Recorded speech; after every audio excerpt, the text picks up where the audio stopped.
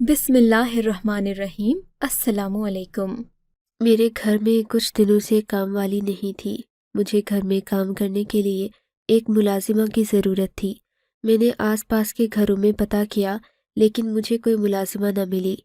سبھی عورتوں پر بھروسہ کرنا بھی ایک مشکل بات ہے، جبکہ نئی ملازمہ کو رکھو تو تنخواہ منہ پھاڑ کر مانگتی ہیں۔ پھر میرے بچے بیرون ملک رہتے تھے، میرے پاس زیادہ روپے نہیں تھے کہ میں ملازموں پر لٹاتے پھروں۔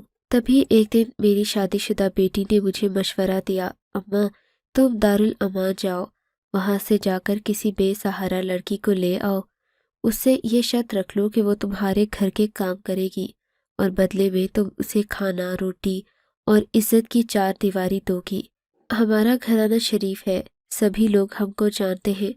دارالامان کی انچارج میرے شوہر کے ایک دوست کی بیوی ہے، ہم لوگ ان کے ہاں آتے جاتے رہتے ہیں۔ انہوں نے مجھے کئی بار بتایا کہ دارالامان سے شریف خان لے جاتے ہیں، کئی تو ان کو اپنے گھروں کی بہو بنا لیتے ہیں، جبکہ کئیوں نے ان کو عزت کی چار دیواری دی ہے۔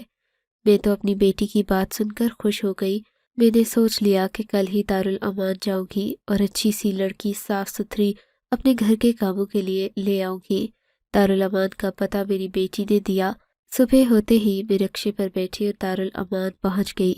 اپنی بیٹی کے ریفرنس سے میں دارالامان کی انچارج سے ملی تو اس نے میرا پرتپاک استقبال کیا، بولی آپ کی بیٹی نے مجھ سے اس سلسلے میں بات کی تھی، آپ پریشان نہ ہوں، پہلے آپ چل کر خود خواتین سے مل لیں، اس کے بعد جو آپ کا فیصلہ ہوگا میں اس کے بارے میں آپ کی رہنمائی کر دوں گی۔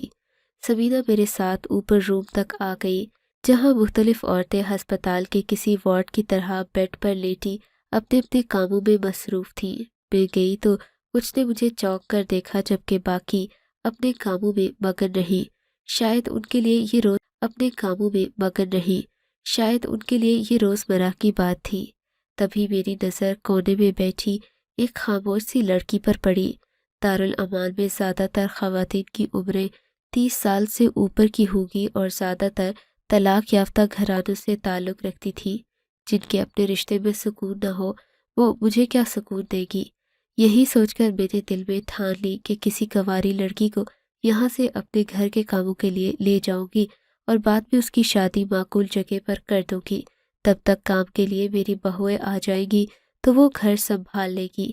بس میری نظر میں وہ معصوم سی لڑکی کا چہرہ ٹک گیا جو کونے میں چھپ کر بیٹھی تھی۔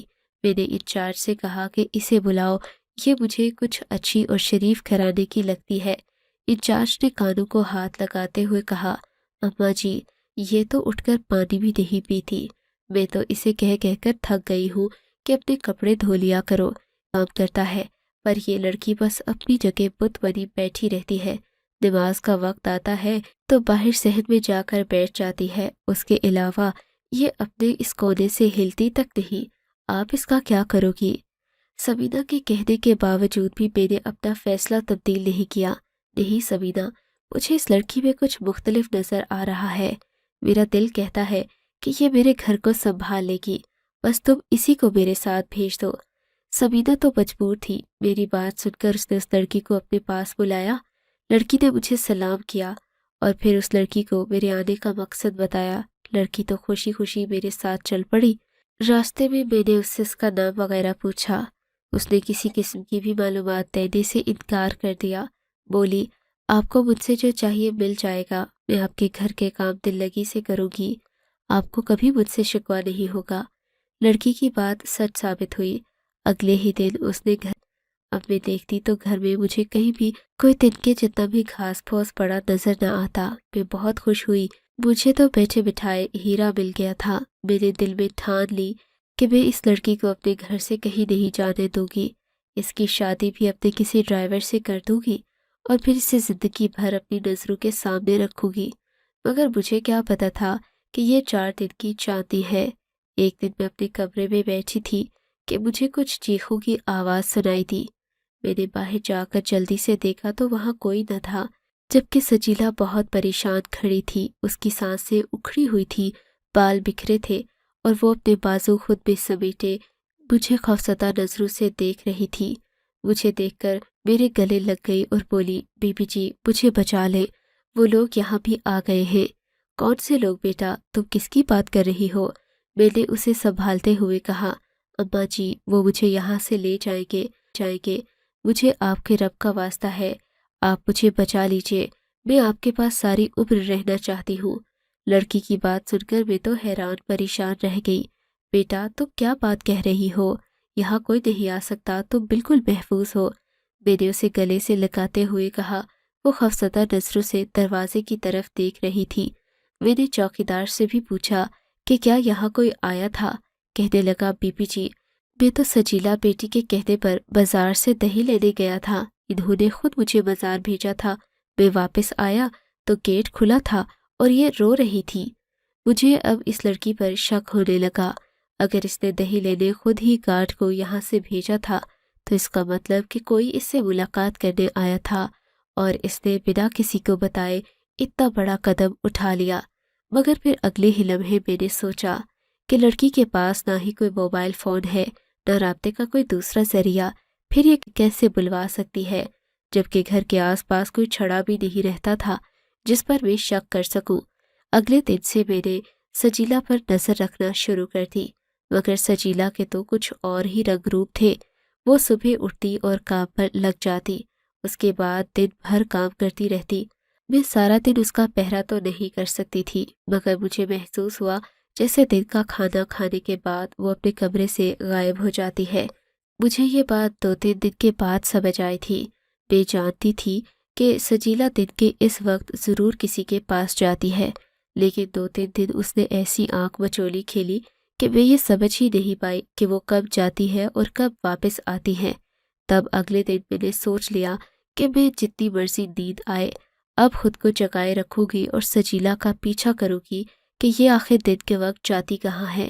تب میری نظریں یہ دیکھ کر پھٹی کی پھٹی رہ گئی کہ وہ اسی چوکیدار کے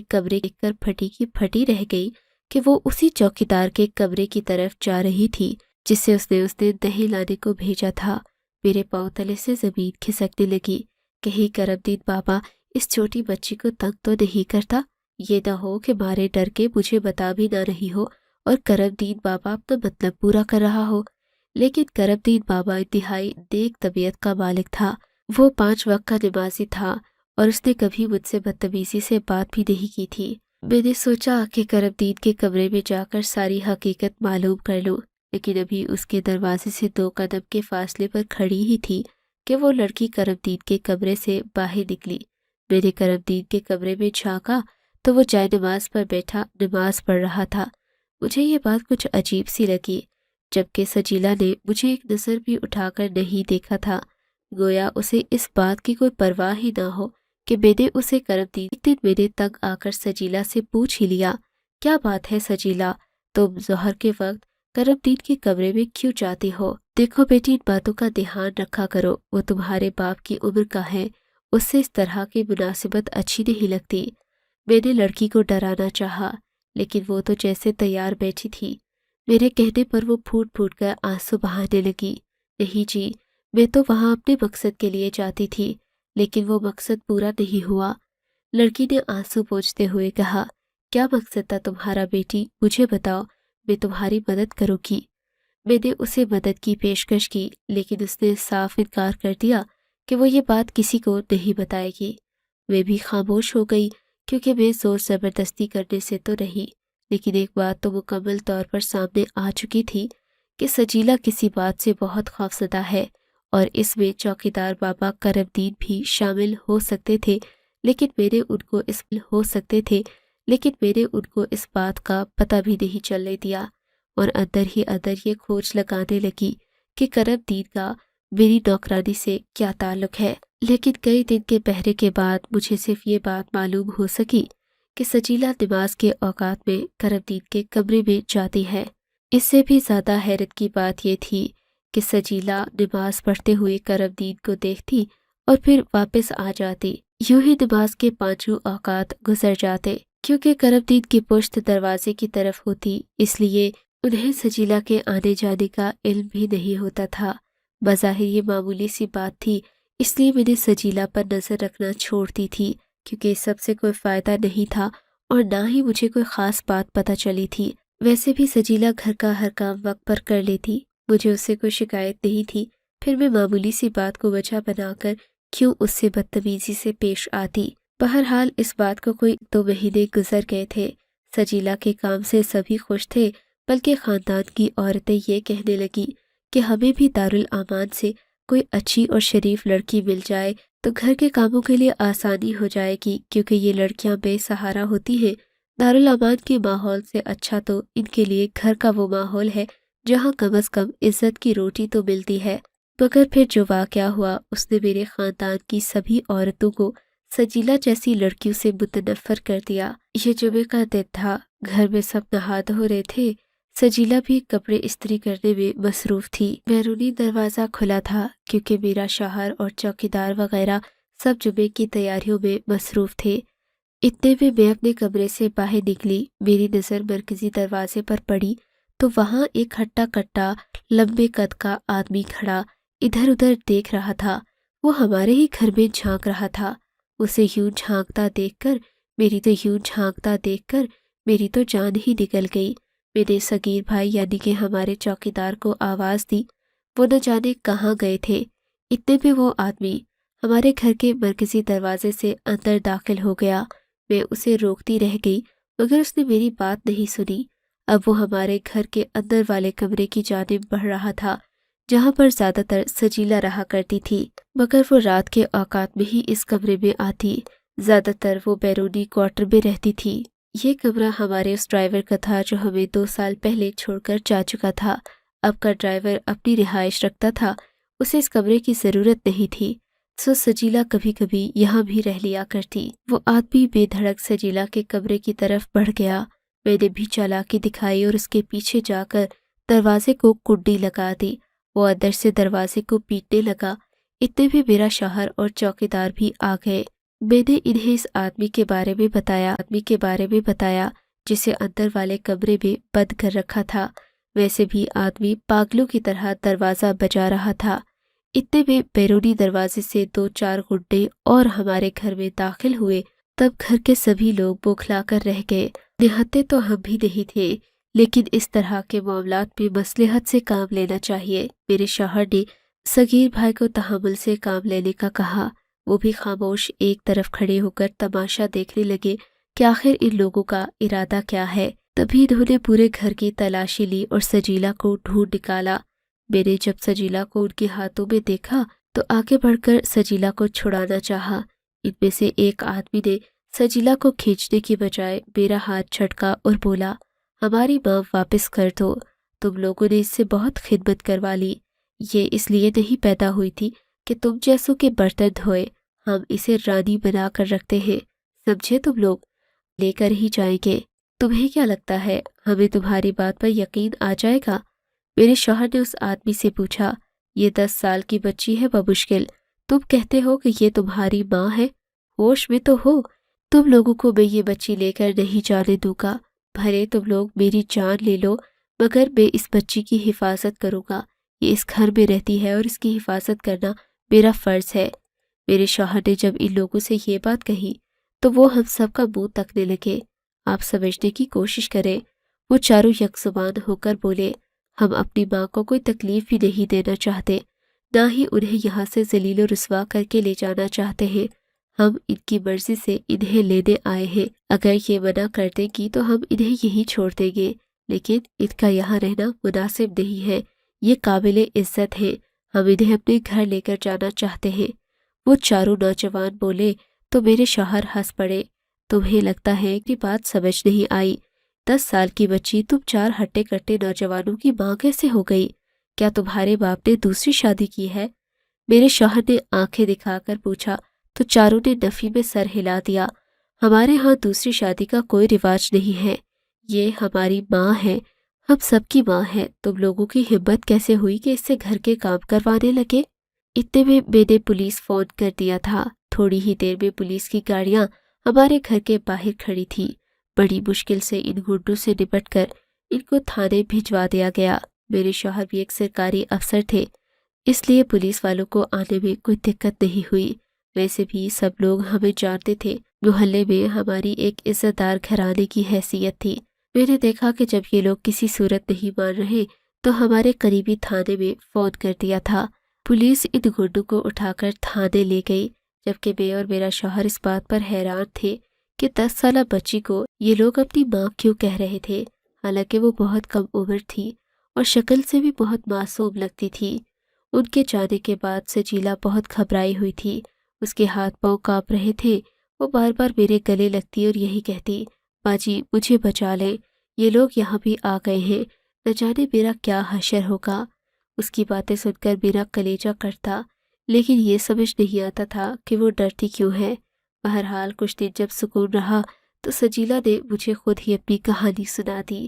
ماں جی آپ سوچتی ہوگی کہ میری وجہ سے آپ کے گھر میں روزانہ نئے نئے تماشے ہوتے ہیں، لیکن میں کیا کروں، میں ایک ایسی جگہ پیدا ہوئی جہاں لڑکیوں کو کوئی اہمیت نہیں دی جاتی تھی، مگر ہمارے قبیلے کا رواج ہے کہ وہاں پوجا بھی ایک عورت ہی کی جاتی ہے، اس کی عبادت کرتے ہیں اور اسے ساری زندگی کسی کے ساتھ کوئی رشتہ تعلق بنانے یا شادی کرنے کی اجازت نہیں ہوتی۔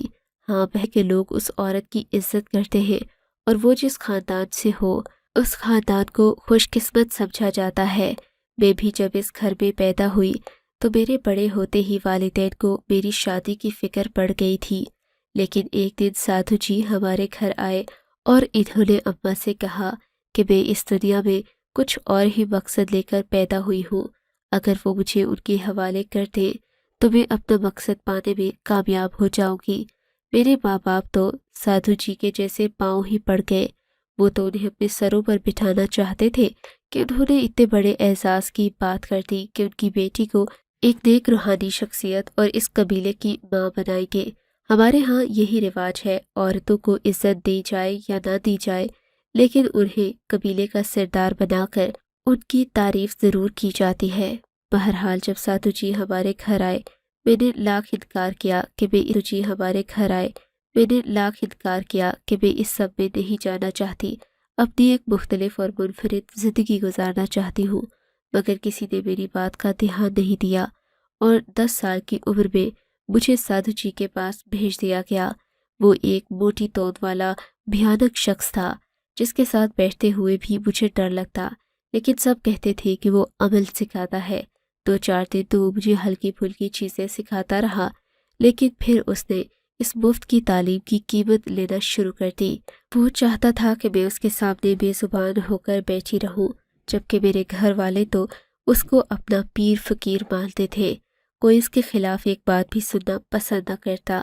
ایک دن اکیلے کمرے میں جب اس نے اپنی حد سے بڑھنے کی کوشش کی تو میری ہمت جواب دے گئی، میں وہاں سے بھاگ نکلی اور بھاگتے بھاگتے ایک دوسری بستی میں داخل ہو گئی۔ اس کے بعد میں یہاں تک کیسے پہنچی یہ ایک لمبی جب میرے قبیلے کو میری یہاں موجودگی کا علم ہوا تو انہوں نے آپ سے رابطہ کر کے مجھے یہاں سے نکلوانے کی کوشش کی۔ وہ چاہتے ہیں کہ میں قبیلے کی ماں بن کر رہوں، جبکہ میں کہتی ہوں میری اپنی بھی ایک زندگی ہے، ایک پہچان ہے، میں سب کے پیچھے پڑ کر اپنی زندگی کیوں برباد کروں جبکہ میرا جینے کا من کرتا ہے۔ میں ان عورتوں میں سے نہیں ہوں جو اپنے جذبات کو اس قدر چھپائیں کہ ان پر دوسروں کے فیصلے مسلط کر دیے جائیں۔ میں حیران تھی کہ 10 سالہ بچی کے منہ سے ایسی عقل والی باتیں میں نے اس سے پہلے کبھی نہیں سنی تھی۔ اب تو شاید وہ 13-14 سال کی لگتی تھی جب میں نے اسے اپنے بیٹے سے شادی کرنے کی پیشکش کی، جو اس نے بخوشی مان لی کیونکہ وہ مجھے اپنی ماں سمجھتی تھی۔ اس سے پہلے سجیلا مسلمان نہیں تھی۔ شادی سے کچھ ہفتہ پہلے اس نے باقاعدہ نماز بھی شروع کر دی اور روزے وغیرہ بھی رکھنے لگی، کیونکہ وہ ایک ایسے قبیلے سے تعلق رکھتی تھی جن کا مذہب سے کوئی لینا دینا نہیں تھا۔ سب لوگ اپنی الگ زندگی گزار رہے تھے، جبکہ کچھ بیٹیوں کو صرف اور صرف اس نام نہاد مذہب کی تبلیغ کے لیے رکھا جاتا، جو یقیناً ان کے ساتھ ناانصافی تھی۔ کیا آپ یہ سمجھتے ہیں کہ ریاضت کرنے سے اور مسلسل مشقیں کرنے سے انسان کے اندر نفسانی خواہشات مر جاتی ہیں؟